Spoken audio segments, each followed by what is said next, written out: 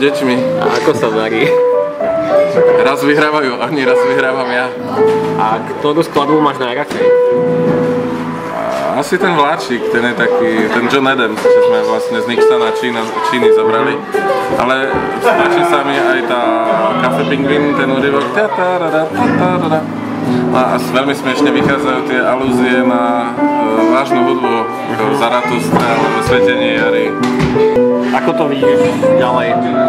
No je to výzva aj tvorivá, že či napríklad zapojiť tieto citáty do hry a nechať tieto ako popkultúrne elementy už takmer zapojené v hre ako citácie, potom z toho vzniká taká postmoderná.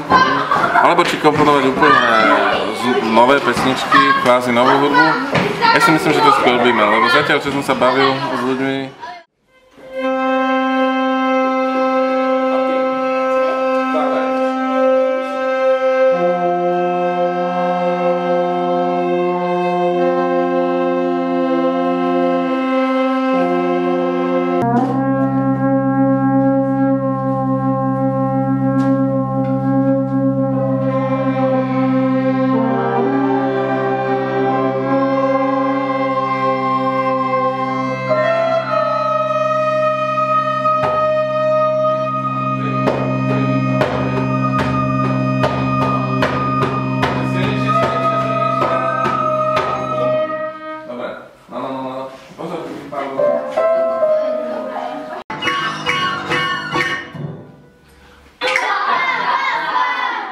ešte raz. Sústredený. Iba 8. A.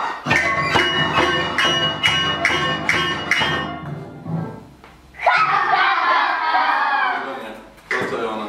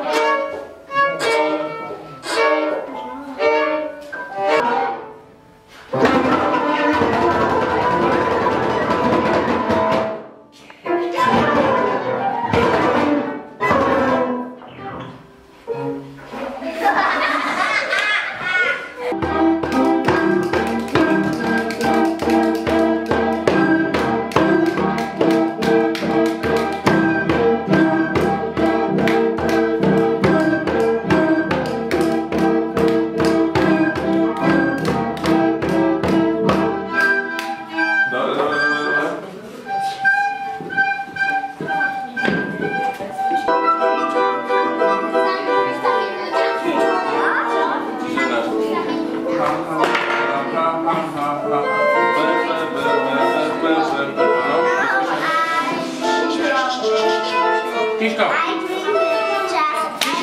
prosím, tiško, ostatní, na chvíľku. Marina. Karolina, Marina. Raz, dva, tri,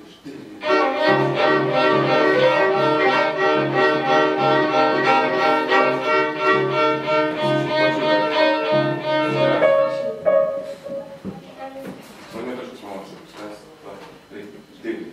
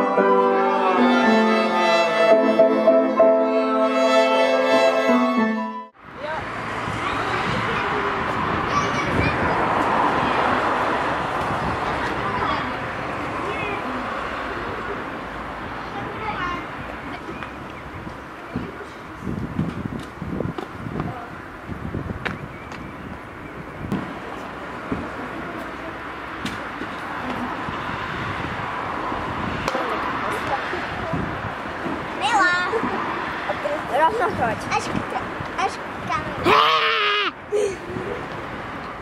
Také povedla Polejník, zrazu vyznie strašidelne, keď sa ozvučí nejakou hudbou, dramatickou. Takže to je jedna z tých vecí. Druhá scénka je taký príbeh, ktorý nakrútime na cintoríne.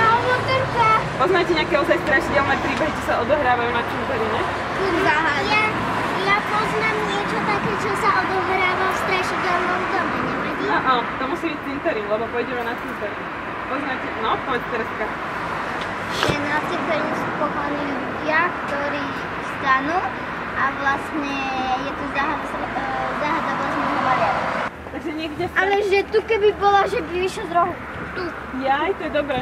Alebo môže vyskočiť z tej diery, Vilko. Pozri. No, áno. Ale Marina. Môžem tu dať ten kečup? Aha. Toto smrdí. Toto smrdí. Chvíľu vydrž. Stačí, nech si nezačpiniť celé to fakty. A. Marina, ešte raz spolu. Raz, dva, tri. A.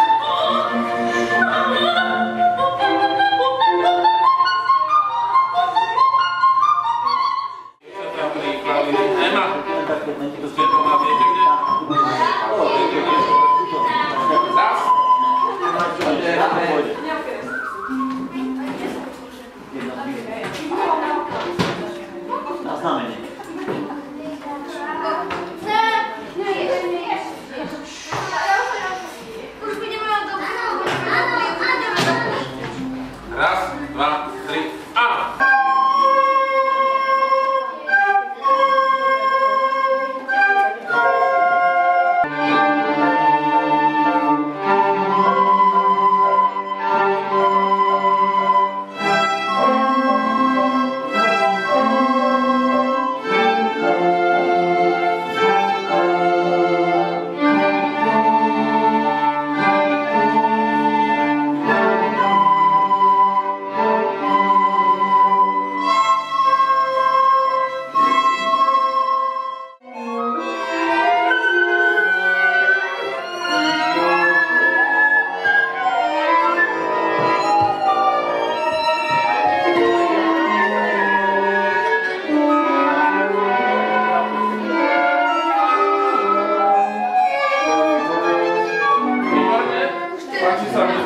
Ale pôjdeme teraz trošku riadene.